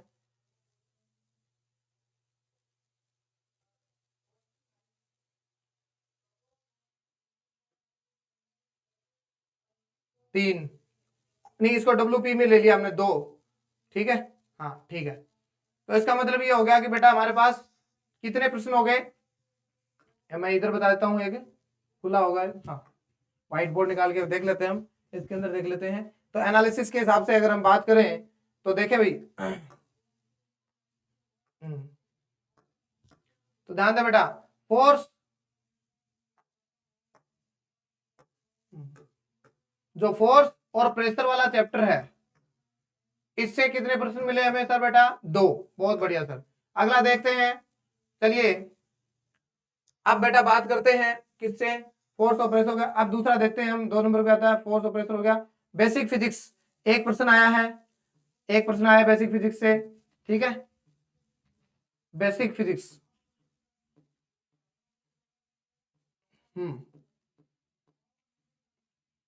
चलो तो बेसिक फिजिक्स से कितना आए हैं, एक प्रश्न आया है। तो basic about physics, basic physics जो होती है, तो सबसे पहले नॉर्मली बात करते हैं, वो आया बेटा, एक आया है। लाइट से मैं पहले लिख देता हूं, 9 प्रश्न आए हैं। कितने आए हैं, 9 प्रश्न आए हैं लाइट से। ठीक है, वर्क एनर्जी पावर जो है उसके प्रश्न हमें काउंट करने पड़ेंगे, उससे अच्छे प्रश्न आए हैं इस बार। ठीक है, तो उससे अच्छे प्रश्न आए हैं, ये देखो, तो ये देखो, ये वर्क एनर्जी से है, हाँ ये भी वर्क एनर्जी से है, दो, दो, तीन,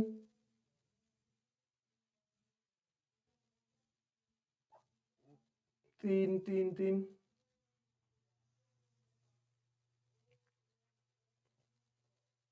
चार, तो 4 प्रश्न आए बेटा वर्क एनर्जी पावर से। ठीक है, 4 प्रश्न आए हैं किससे, वर्क एनर्जी पावर से। और बेटा करंट से जो है, करंट इलेक्ट्रिसिटी से प्रश्न आते हैं, अच्छे प्रश्न आते हैं। इस बार एक प्रश्न आया है, तो कोई फिक्स नहीं है, फिर कह रहा हूं। ठीक है, मैग्नेटिज्म से, मैग्नेटिज्म से बेटा कितने प्रश्न आए हैं, 2। साउंड से बेटा 2 प्रश्न आए हैं, साउंड से कितने आए हैं, 2 आए हैं, आप काउंट करते रहे। साउंड से न्यूक्लियर फिजिक्स जो है, न्यूक्लियर फिजिक्स, उससे बेटा एक प्रश्न आया है। ठीक है, और UND, यूनिट एंड डायमेंशन से कितना आया है, एक आया है। 1D से एक प्रश्न आया है, और बेटा 2D से एक प्रश्न आया है। तो ये काउंट करें, 2 और 1 3, 3 और 9 12, 12 12 और 4 16 17 18 19 20 21 22 23 24 25, ये 25 प्रश्न हो गए बेटा। आप ध्यान से देखें, एक्सक्लूसिवली, अनडाउटेडली, अनडिस्प्यूटेडली सबसे ज्यादा प्रश्न किससे हैं, लाइट से। मैं बार बार बच्चों को कहता हूं, लाइट कभी धोखा नहीं देती है, कोई भी एग्जाम हो जाए वहां पूछती है। फिर भी एनडीए का कोई भरोसा नहीं है, मैं फिर कह रहा हूं, लेकिन मैं आपको फिर हिदायत दे रहा हूं। देखो वर्क एनर्जी पावर से नहीं आते थे इतने पिछली बार, आगे इस बार करंट इलेक्ट्रिसिटी से आए थे, मैग्नेटिज्म से आते थे।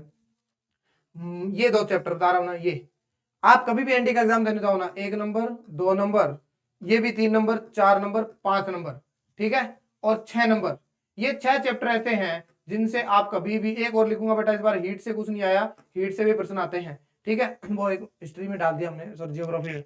और 1D 2D है, इनको भी आप क्या नहीं करें, इग्नोर नहीं करें। ये 4-5 चैप्टर जो है ना आपको ध्यान होने चाहिए। ठीक है, तो this is all about the physics portion of NDA.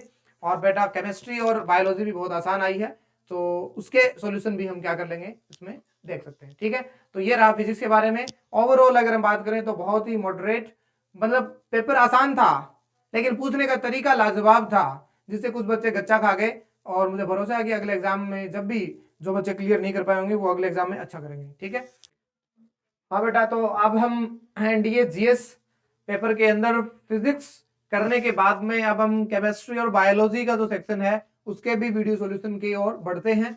और अभी तक हमने 25 क्वेश्चन कर लिए हैं किसके, फिजिक्स के। अब हम केमिस्ट्री और बायोलॉजी का मिक्सअप जो है वो पेपर की पीडीएफ आपके सामने है, उसी से हम क्या करेंगे, इसकी छंटनी करेंगे। ठीक है, तो ये पेपर का कोड कैसा रहे उससे आपको कुछ नहीं करना है। हाँ, पेपर का कोड जो है वो कुछ भी हो सकता है, आप सिर्फ प्रश्न के साथ ध्यान रहेंगे। ठीक है, तो अब मैं लिस्ट में देख लेता हूँ कौन कौन से प्रश्न, ताकि मैं ज्यादा समय नहीं लगे। तो हमारे पास 51 नंबर प्रश्न जो है वो हमारे पास रहेगा। तो 51 प्रश्न हमारे सामने है, देखें क्या प्रश्न है, ध्यान रहे।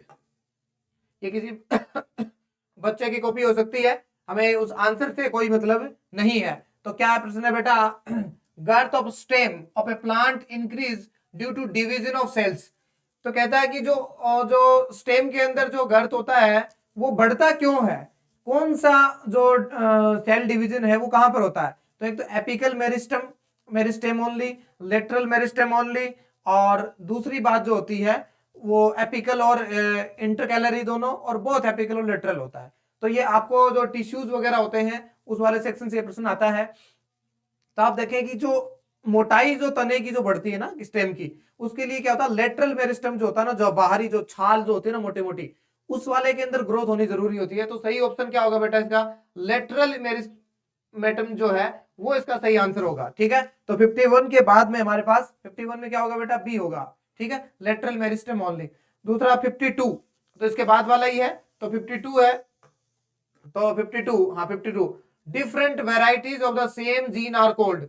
तो कहता है कि एक ही जीन की जो अलग अलग वेराइटीज बनती हैं, एक ही जीन की जो अलग अलग वेराइटीज बनती है उनको क्या कहते हैं, तो जीनोटाइप, पेपेस, एलीज, और ये आइसोमर्स, आइसोमर्स तो बहुत नहीं होता है, केमिस्ट्री से उठाएगा वर्ड आइसोमर। ठीक है, तो एलिलीज जो होती हैं वो सही आंसर रहेगा बेटा इसका, since it is a biology. so I'm basically telling you the answer only, wherever we require some brief explanation we will do that for sure, right।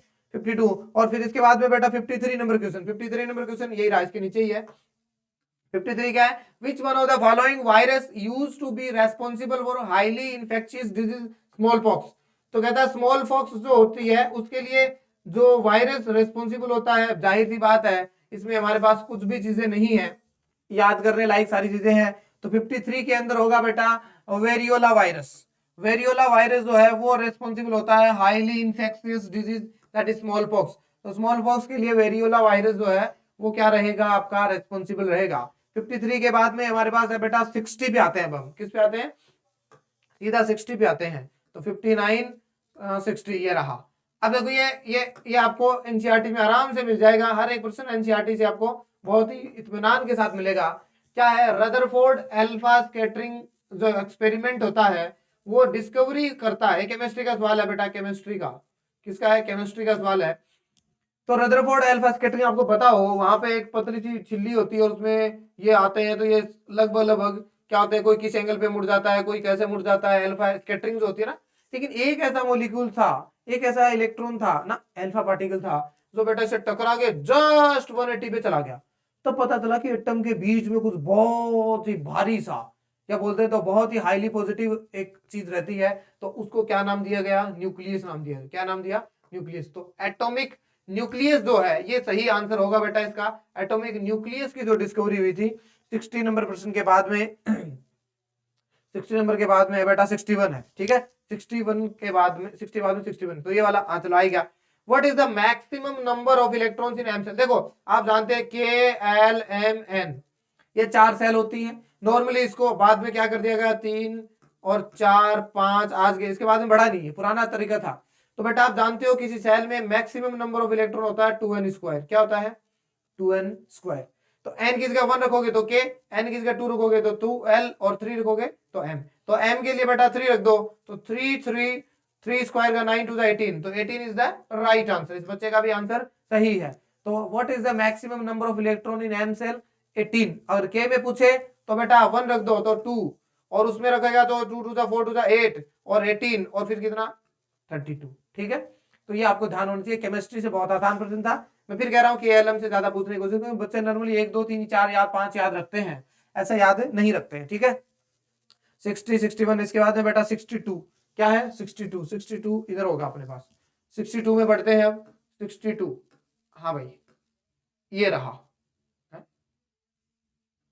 62, अच्छा उसके नीचे है 62, ये रहा ठीक। क्लोरीन देखो भाई, chlorine occur in nature in two isotopes 35, 37 in the ratio of 3:1 respectively. What is the average atomic mass of chlorine atom? देखो यहाँ पे बच्चों ने क्या किया होगा, सोच बताता हूँ। वो इनको जोड़ा था उन्होंने, ठीक है, 35, 60, 60 और 67 और 5 72, और उसको फिर क्या कर दिया, 2 से डिवाइड कर दिया, तो कितना आया 36। तो अगर इसमें 36 का आंसर होगा ना, 36 का आंसर नहीं है, कुछ बच्चे ने इसलिए बोला कि चलो 36 के आसपास है तो ये कर देते हैं, ऐसा नहीं है बेटा।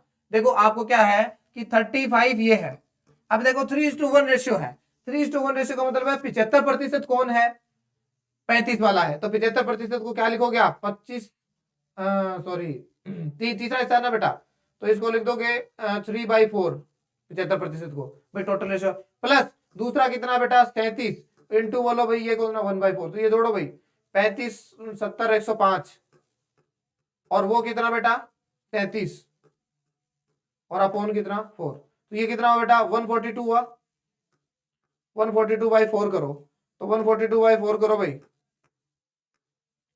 तो 4 3 जा 12, हाँ सर, ये कितना होगा भाई 2 और 2, तो 4 5 जा 20, ये बचा 2, तो फिर 0.0 या पॉइंट लगा 0, तो 4 5 20 35.5, तो बोलो बी आंसर होगा कि नहीं होगा, तो B is the right answer. समझ रहे हो क्या? अगर ये 50-50 होता तो बेटा क्या करते हम सीधा एवरेज लेते 35 + 33/2 करते। तो ये ध्यान रखना, कुछ बच्चों ने थोड़ी गड़बड़ की, जिन लोगों ने मुझे बताया है वहां से मुझे अंदाजा लगा कि कुछ बच्चों ने ये 36 के आसपास करके इसको आंसर करने की कोशिश करी है, राइट, ठीक है। तो 62 के बाद में हमारे पास है 63, तो 62 के बाद में 63 तो ऊपर ही मिलेगा, ये तो बात जग जाहिर है। ये देखो ये फिजिक्स की कैटेगरी में भी आता है और ये केमिस्ट्री में भी आप बोल सकते हो उसको, ऐसी बात नहीं है, फिजिक्स में भी कह सकते हो, तो इसको क्या कह सकते हो आप, केमिस्ट्री में भी कह। विच वन ऑफ द फॉलोइंग, ये पिछली बार भी पूछा गया प्रश्न था बेटा, ये प्रश्न पिछली बार भी पूछा गया था, 63 नंबर प्रश्न है ना, हाँ ये पिछली बार भी पूछा गया था। विच one of the following elements isotope is used in the treatment of cancer, तो ये बेटा कोबाल्ट होगा, सही आंसर क्या होगा कोबाल्ट 60, क्या होता है cobalt 60 is used in the treatment of cancer, ठीक है। सोडियम भी होता है, उसका ब्लड प्योरिफिकेशन, ब्लड रेक्टिफिकेशन या ब्लड सर्कुलेशन होता है ना, उसमें यूज होता है। तो आयोडीन, यूरेनियम, इन सब का यूज होता है कहीं ना कहीं, खैर कोई बात नहीं। 64 है, नेक्स्ट क्वेश्चन कितना है बेटा 64। अब देखो ये भी फिर आपको बता दो, to protect steel and iron from rusting a thin layer of which one of the following metal is applied. अब जाहिर सी बात है, देखो कई बातें आपके 6ठी 7वीं क्लास की एनसीईआरटी से उठाया गया, सीधा प्रश्न है, वैसे आपको लिखाया जाता है, फिजिक्स में भी करवाया था मैंने। जो अपने कैन वैन आते हैं ना कोल्ड ड्रिंक के, उसके अंदर वो लोहे का होता है, किसका होता है फेरस का, लेकिन उसके अंदर जो प्लेटिंग की जाती है वो किसकी की जाती है, टीन की कर देते हैं, टीन। वो क्या होता है, टिन उस अंदर वाले लिक्विड के साथ इतनी ज्यादा रिएक्शन नहीं करता है, इसलिए। ऐसे ही स्टील और आयरन होता है, उसको जंग से बचाने के लिए जिंक का क्या कर देते हैं, लेप कर देते हैं, इसे गैल्वेनाइजेशन कहते हैं। क्या कहते हैं, गैल्वेनाइजेशन। क्या कहते हैं बेटा, गैल्वेनाइजेशन कहते हैं जिसे, ठीक है। तो zinc is the right answer, तो B is the right answer. 64 का तो सही आंसर होगा बेटा, वो क्या होगा, बी होगा। अगला प्रश्न है हमारे पास बेटा 65, कौन सा है 65, इसके बाद में है 65। A cinnabar is an ore of which one of the following, ये तो स्टैंडर्ड सवाल है, आपको पता होना चाहिए कि कौन से मेटल के कौन से ओरेज होते हैं अलग अलग। तो देखो कॉपर नहीं है, जिंक नहीं है, mercury is the right answer, और मैग्नीज भी नहीं है।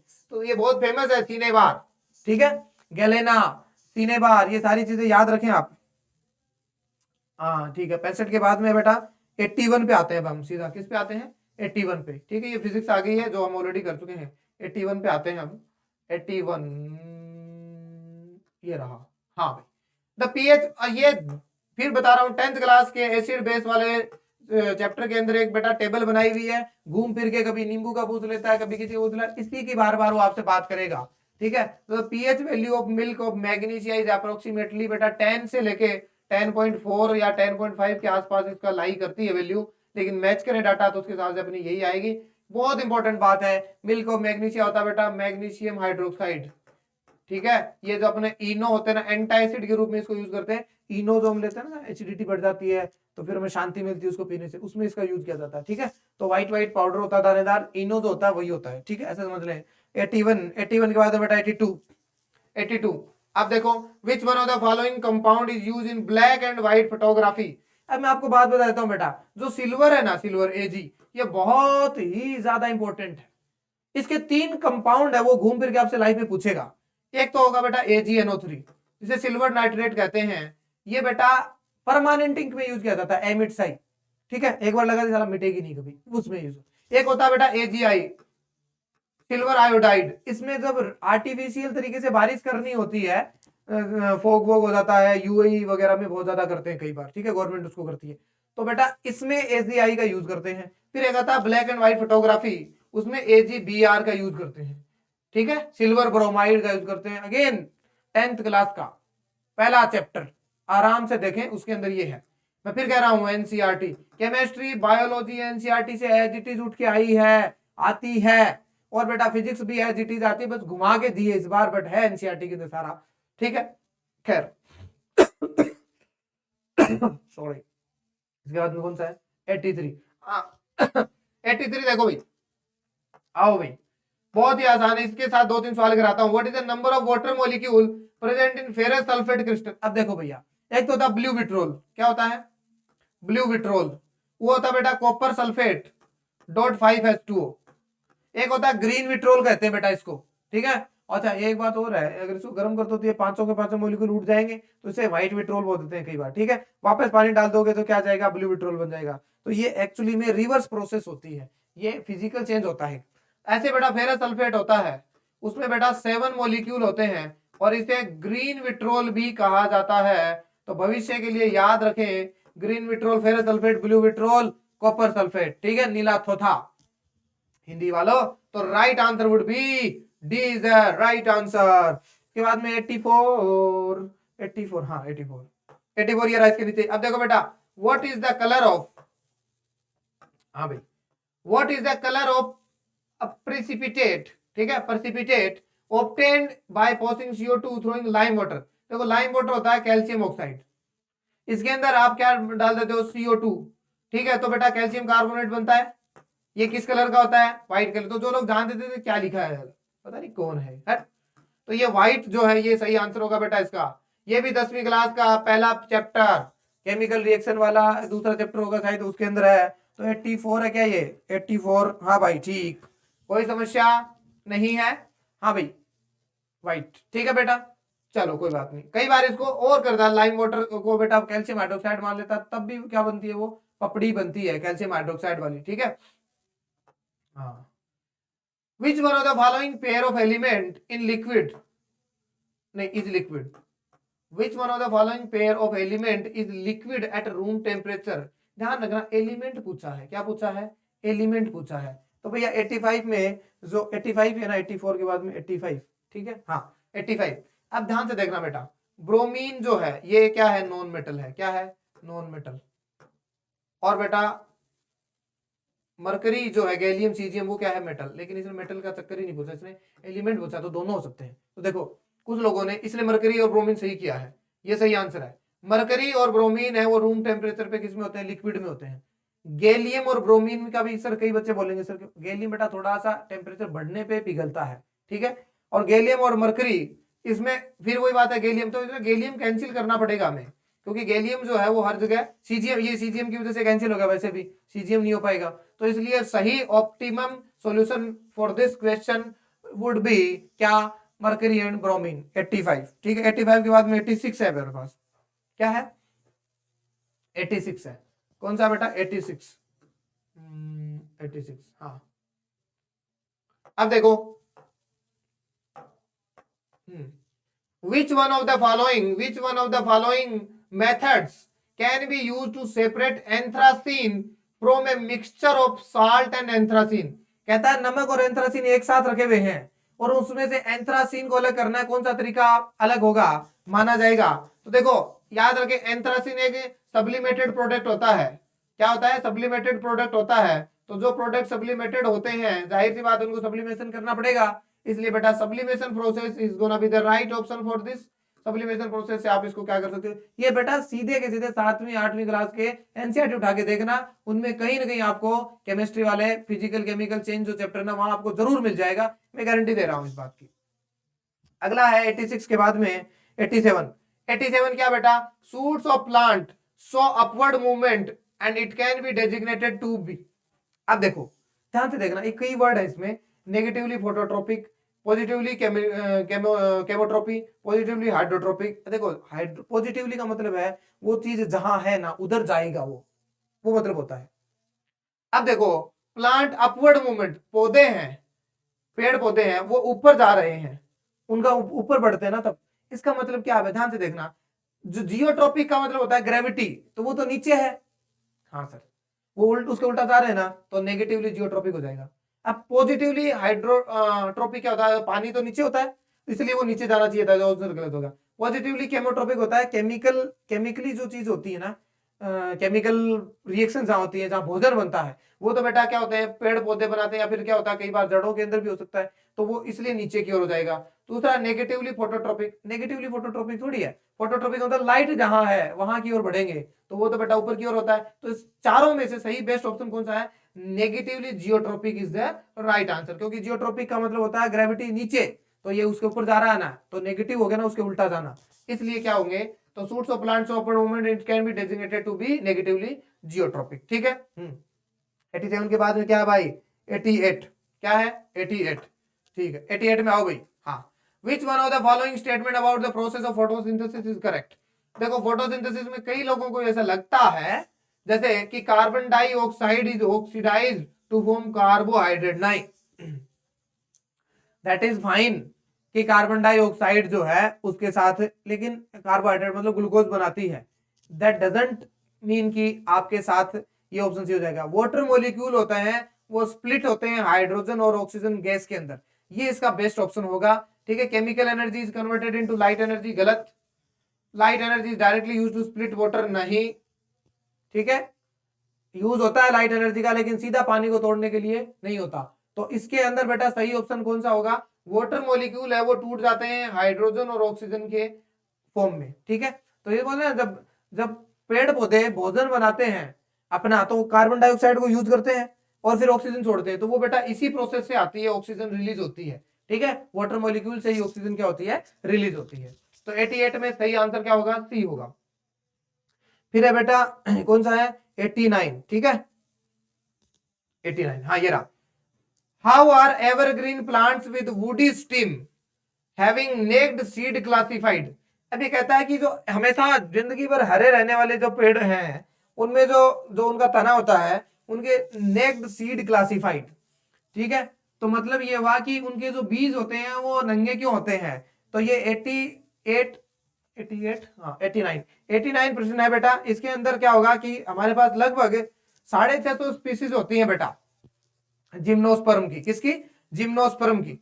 ये ऐसी स्पीसीज पाई जाती हैं जिनके अंदर क्या होता है, नेक्ड सीड जो है वो क्लासिफाई किए जाते हैं, अलग अलग तरीके से उसको बताया जाता है। तो जिम्नोस्पर्म जो कैटेगरी है उसकी अगर हम बात करें, स्पीसीज है वो क्या होती हैं, एवरग्रीन प्लांट के अंदर मौजूद होती हैं और जिनका वुडी स्ट्रीम होता है। तो इसका सही ऑप्शन है, रटने वाली बात है, कोई बात नहीं, एंजियोस्पर्म और मोनोकोटी लेडनोज और पेट्रियोड हाइब्रिडाइज और जिम्नोस्पर्म्स, इनमें सही आंसर क्या होगा, जिम्नोस्पर्म जो होते हैं वो एवरग्रीन, आप एवरग्रीन प्लांट के हिसाब से जिम्नोस्पर्म को क्या रखें, याद रखें। 89 के बाद में, और हमारे पास बेटा लगभग 650 स्पीसीज होती है जिम्नोस्पर्म की। इसके बाद में है 90, 89 का 90 है क्या, 90 काट क्यों रखा है, हाँ ठीक है 90 नंबर देख लेते हैं और पता चल जाएगा अपने को।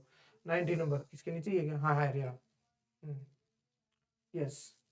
अब देखो ये फिर टिश्यू से, टिश्यू बहुत इंपॉर्टेंट है, मैं फिर कह रहा हूं एनडीए के एग्जाम के लिए टिश्यूज जो हैं, प्लांट टिश्यूज, उनको बेटा पढ़ के जाएं आप, अच्छा तरीका रहेगा। ठीक है, देखो which one of the following tissue is known as basic packing tissue, basic packing tissue and found in xylem and phloem।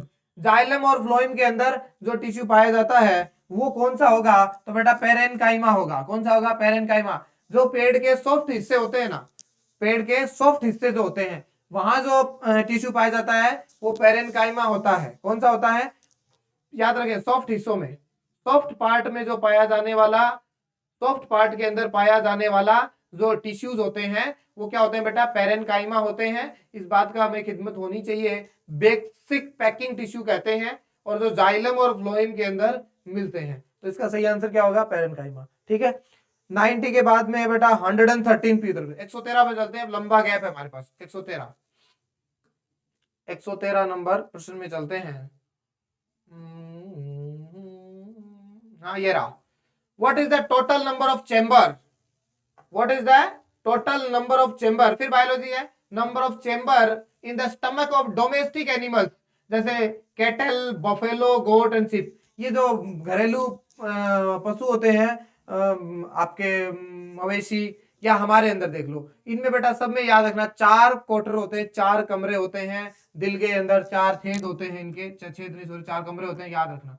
तो 4 इज द राइट आंसर। तो 4 chamber are found in domestic मवेशीज जो होते हैं, कैटल्स जो होते हैं उनके अंदर। ठीक है, बहुत बढ़िया। अगला बेटा इंटेस्टाइनल बैक्टीरिया, यही है ना 113 के बाद में, ये तो बायोलॉजी होगी। ठीक है, अब देखो intestinal bacteria are main source of which of the following vitamin. अब देखो इंटेस्टाइनल बैक्टीरिया जो होते हैं ना, उनके अंदर विटामिन B12, फोलिक एसिड, ठीक है, और पैंथोनिक एसिड, ये जो विटामिन बी जो होता है ना, विटामिन बी इसी के पार्ट होते हैं, वही होता है। और बायोटीन भी होता है, और इसके अलावा थायमीन, ये सारे विटामिन बी के अलग अलग पार्ट होते हैं। तो याद रखना इंटेस्टाइनल बैक्टीरिया के अंदर which vitamin sir, vitamin B12 is the right option. ठीक है, तो vitamin B12 is the right option. इसके बाद में बेटा 113 हो गया, 114 हो गया, फिर 115। ठीक है, 115 नंबर प्रश्न, 115 इसके नीचे मिलेगा। हाँ ये रहा। Which one of the following hormones? Which one of the following hormone responsible for the development of female sexual characters? Female sexual characters के लिए आप भैया आपको एस्ट्रोजन, प्रोजेस्टेरोन वगैरह सारी बातें पता होंगी। इसमें देखना एस्ट्रोजन प्रोजेस्टेरोन कोई दिया नहीं है, ये प्रोजेस्टेरोन दिया है। ये तो महिलाओं में नहीं होता भाई, ये तो लड़कों में होता है एस्ट्रोजन। तो ये बात बहुत सिंपल थी। एस्ट्रोजन हार्मोन नॉर्मली ओवेरी जो होती है वहां प्रोड्यूस होता है, mostly is produce in the ovaries. ठीक है, बहुत बढ़िया। 115 हो गया। इसके बाद में है 122, 23, 24। 122, 23, 24, 122, 23, 24। हाँ भाई ये लो, अच्छा प्रश्न, केमिस्ट्री से फिर एक अच्छा प्रश्न आया है। क्या प्रश्न है भाई, ध्यान से देख। Which one of the following ions is not isoelectronic with F negative? ए भाई F होता है फ्लोरीन का 9, इसे नेगेटिव लगा दिया तो एक इलेक्ट्रॉन ग्रहण कर लिया तो 10 इलेक्ट्रॉन हो गए।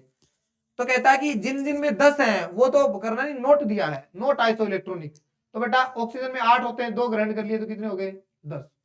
सोडियम में 11 होते हैं, 1 छोड़ दिया तो कितने हो गए, 10। नियोन में 10 होते ही हैं।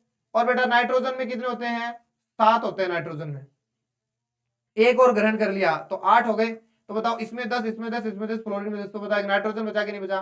तो इसका सही आंसर क्या होगा, N नेगेटिव, ये नियोन वाला आंसर नहीं होगा। फिर है बेटा 123।